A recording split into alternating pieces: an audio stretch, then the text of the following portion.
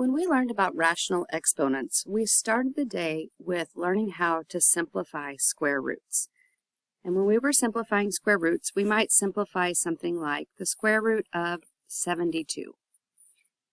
And since 72 isn't a perfect square, and we don't automatically know the square root of 72, what we did was we went to look for all of its prime factors. So we started with 72, and we started by dividing by the smallest prime factor, which is 2. And we continued to divide by that smallest prime until it no longer was a factor of our number. So when we get to 9, the next smallest prime that would go into 9 is 3. So we divided by 3. And we continued all the way down until we got to a 1. And that gave us the prime factorization for 72. So we wrote the square root of 72 is the same as saying 2 times square root of 2 times 2 times 2 times 3 times 3.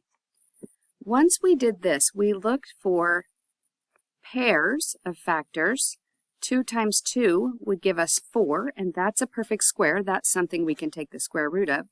And 3 times 3 is 9. That's also something we can take the square root of.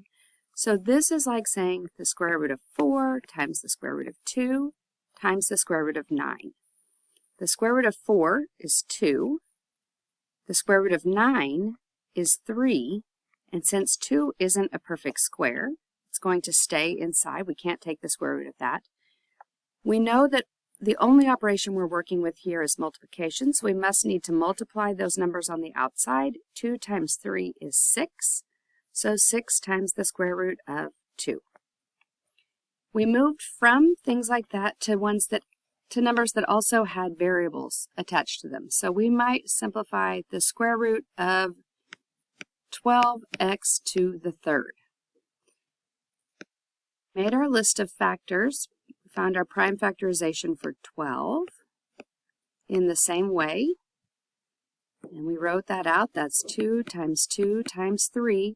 And then for x cubed, we know that that's just x times x times x. We're just writing that in expanded form.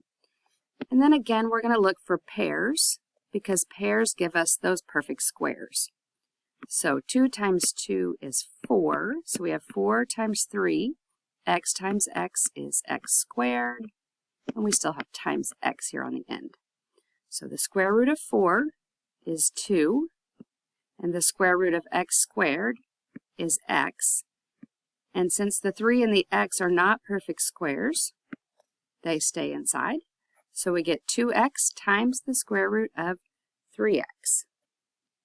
After simplifying square roots, we did an exploration where we saw that fractional exponents are really another way of writing radicals. Since this is 9 to the 1/2, that means it's the square root of 9. And then we would simplify the square root of 9 just like normal. Since it's a perfect square, we would just say 3.